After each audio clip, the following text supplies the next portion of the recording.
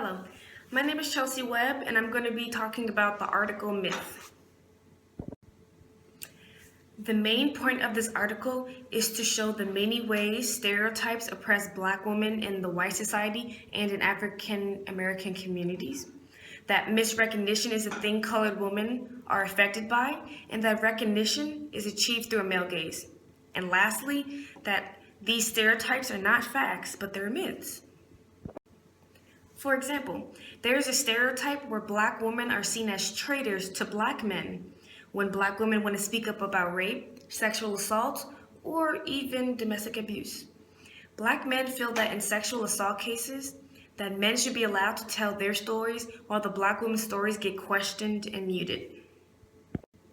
In the case with Anita Hill and Clarence Thomas, Anita was regularly called a race traitor, who allowed her story of sexual assault to be used by powerful white opponents to harm the credibility and the image of the African American man.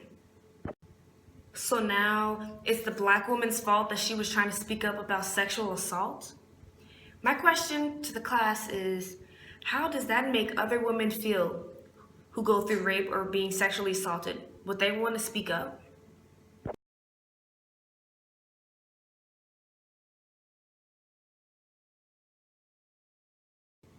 Another point in this article was that Black women are seen as promiscuous Jezebels, and they ask for sexual attention. For example, slave women in the South were treated by rules that are Victorian-based. Victorian rules are rules that women should be pure, work at home, be submissive, and sexual.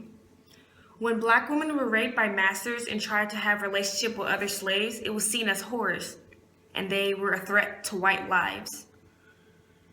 The idea that Black women were hypersexual beings created a space for white moral superiority by justifying the brutality that Southern white men did against Black women. Even though this thought has been created and perpetuated by white social, political, and economic institutions, the thought of being pure and submissive is still being manifested in African American communities today. So my question to the class is, how can the Jezebel image harm Black women today?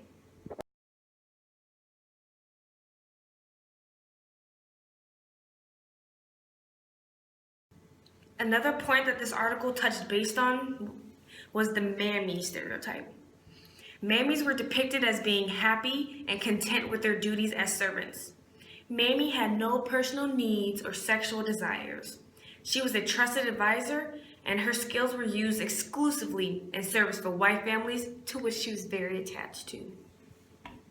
Mammy was not a protector or defender of Black children or communities. She represented a maternal ideal, but not in for caring for her children. The mammy stereotype is also used on American films, on pancake boxes, and syrup bottles.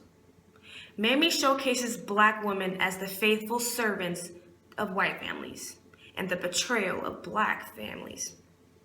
So my question to the class is, how could this stereotype harm Black women today?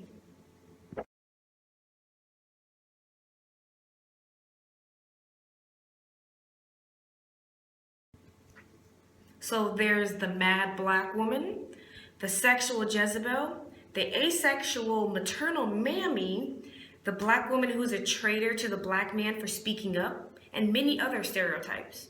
These harmful representations are not facts, but myths. These stereotypes are more than representations. They are representations that shape realities. In other words, it is not a studied field because society just accepts these stereotypes. These stereotypes usually start from white men who want power over Black people, but these stereotypes are also instilled in the Black community as well. These ideas can oppress Black women domestically, at the workplace, at schools, and how the world views and treats Black women. When we continue these stereotypes at home in the Black community, it also affects Black women everywhere around the world.